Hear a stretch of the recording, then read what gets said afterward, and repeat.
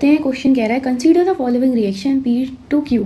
ठीक है, if the reaction follows first order kinetics find the fraction of decompose molecule at time t। ठीक है, तो fraction of decompose molecule निकालना है तो हम क्या करें, पहले कितने डिकम्पोज मॉलिक्यूल हैं डिवाइडेड बाय टोटल जो मॉलिक्यूल्स हैं उनसे डिवाइड कर दें तो आ जाएगा। ठीक है, चलो P से क्या है Q, हमने माना t इक्वल टू 0 पे हमारे पास कितने मॉलिक्यूल्स है A naught. t equal to t पे क्या होगा, ए नॉट से कुछ x डिसोसिएट हो जाएगा और यहाँ x बन जाएगा। ठीक है, क्लियर है। हमें पता है फॉर्मूला क्या होता है कि equal to 1/t ln A naught upon A naught minus x. ठीक है, ln A naught upon A naught minus x की वैल्यू निकालेंगे तो यहाँ पे क्या आ जाएगी, KT के बराबर a naught upon A naught minus x. ठीक है, ई की पावर में लिखेंगे तो यहाँ से आ जाएगा KT।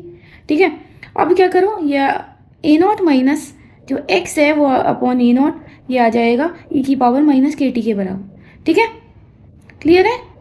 अब देखो यहाँ क्या आएगा, 1 minus x upon A not है वो ई की पावर माइनस KT के बराबर आ जाएगा और x बाय ए नॉट की वैल्यू आ जाएगी 1 माइनस ई की पावर माइनस KT।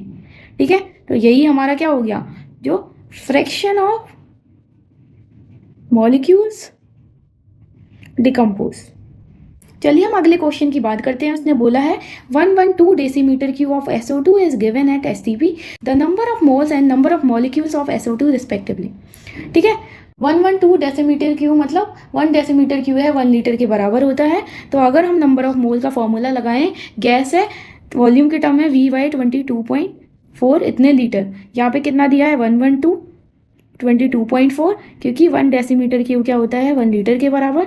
यहाँ से 10 आ जाएगा, ये 2 टाइम कैंसिल हो जाएगा, यहाँ से कितना आ गया 5 मोल्स। ठीक है, अगर हमें नंबर ऑफ मॉलिक्यूल्स निकालने हैं तो फॉर्मूला क्या होता है, number of particles divided by Na। तो अगर हम नंबर ऑफ मॉलिक्यूल्स की बात करें तो बराबर हो जाएगा वो n इंटू Na के। तो यहाँ से कितना आ जाएगा 5 इंटू 6.022 इंटू 10 की पावर 23। ठीक है, क्लियर है। तो यहाँ पे कितना आएगा 30.11 इंटू 10 की पावर 23। ठीक है, इतना आ जाएगा। चलिए हम नेक्स्ट क्वेश्चन की बात करते हैं। उसने बोला है consider the reaction, benzene given है। ठीक है, और बहुत सारे रिएजेंट गिवन है। उसने बोला P + Q।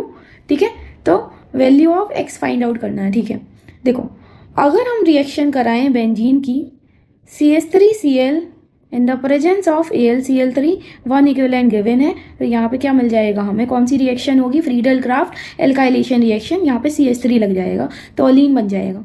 ठीक है, अब टोलीन की रिएक्शन जब हम कराएंगे किससे, K2Cr2O7 की प्रेजेंस में H+, तो यहाँ पे क्या हो जाएगा, एल्काइल बेंजीन है और अगर KMnO4 गिवन है या K2Cr2O7 गिवन है तो ये क्या है, स्ट्रॉन्ग ऑक्सीडाइजिंग एजेंट है। तो यहाँ पे क्या आ जाएगा, CH3 ग्रुप है वो C+H ग्रुप में कन्वर्ट हो जाएगा।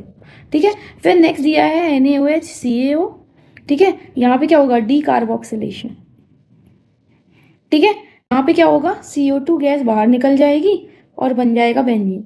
ठीक है, तो यहाँ पे देखो ये तो P है, ये Q हो गया जो गैसियस फॉर्म में है। Value of Q gas is 112 decimetre cube, मतलब 112 लीटर STP पे वॉल्यूम गिवन है Q का। Find the value of 10 into x, mass of benzene take initially x ग्राम।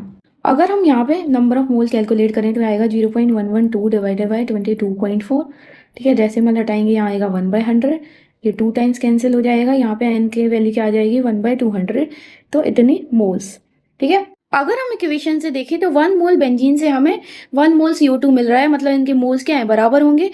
तो यहाँ कितना आ जाएगा 1/200 इक्वल टू W बाय, हमने माना कि बेंजीन का जो मास है वो W है। ठीक है, या फिर हम मान सकते हैं कि इन्होंने दिया है x, तो हम x मान लेते हैं। ठीक है, जो x ग्राम है बेंजीन का गिवन है डिवाइडेड बाय मोलर मास कितना होता है 78, तो यहाँ से कितना आएगा x इक्वल टू 78/200।